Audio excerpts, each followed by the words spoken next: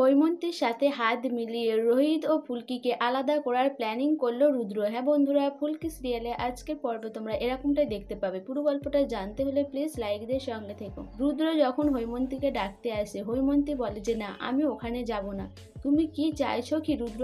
তখন রুদ্র বলে যে মা, আমরা যদি এইভাবে সব সময় ওদের কাছ থেকে দূরে থাকি সেটা কিন্তু মাস্টারমশাইয়ের ভালো লাগবে না। আর ওরা তো মাস্টারমশাইয়ের কাছে সব সময় ভালো সেজে আছে। আর আপনি কি বুঝতে পারছেন এই পরিবারে আপনার জায়গাটা এখন কোথায়?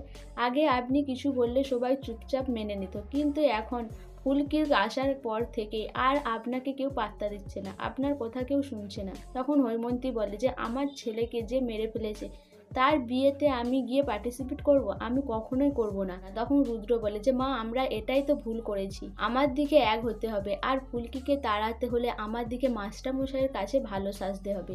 মাস্টারমশাই যেটা বলবে সেটাতেই আমাদেরকে হ্যাঁ বলতে হবে। আর মাস্টারমশাই যেটা চাই আমরা সেটাই করব।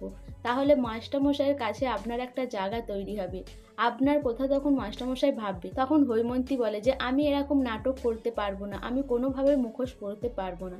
তখন রুদ্র বলে যে মা, নিজের জায়গাটা ঠিক রাখতে হলে মুখোশ তো পরতেই হবে। আপনি ভাবছেন হয়তো আমি রাজনীতির কথা বলছি, তা নয়। আপনি যদি এখন গিয়ে ওই গায়ে হলুদে যান তাহলে কিন্তু মাস্টারমশাই খুশি হবে, আর আপনার জায়গাটাও পাকাপোক্ত হবে।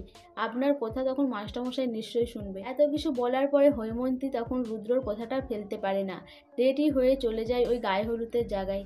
গায়ে হলুদের জায়গাতে যাওয়াতে সবাই খুব খুশি হয় যে হৈমন্তী এসেছে, কিন্তু হৈমন্তী মন থেকে কোনো কিছুই করে না। ফুলকি সেটা মুখ দেখে বুঝতে পারে। ফুলকি বলে আমি বুঝতে পারছি জেঠিমা, তুমি কোনো কিছুই মন থেকে করছো না, জামাইবাবু তোমাকে জোর করেই এখানে এনেছে, আমি সেটা বুঝতে পারছি।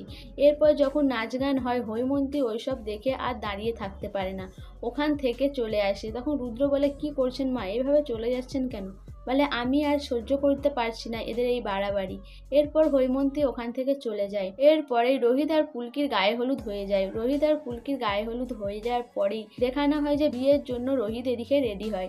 এদিকে ঈশিতা বিয়ের বাড়ি যাওয়ার জন্য সাজুগুজু করে। সে নিজেকে নিজে দেখেই বলে যে আমি এটা কি করছি, আমি এখন নিজে ওই ফুলকির বিয়েতে যাওয়ার জন্য গান গেয়ে গিয়ে সাজুগুজু করছি, এটা আমাকে মানায়? এইসব নানা রকম কথা বলে ঈশিতা ফুলকির উপর রাগ ঝাড়তে থাকে। এদিকে তমাল এসে পড়ে। তমাল এসে যখন ঈশিতাকে দেখে, ঈশিতা বলে কি তমাল, আমার দিকে এভাবে কি দেখছো?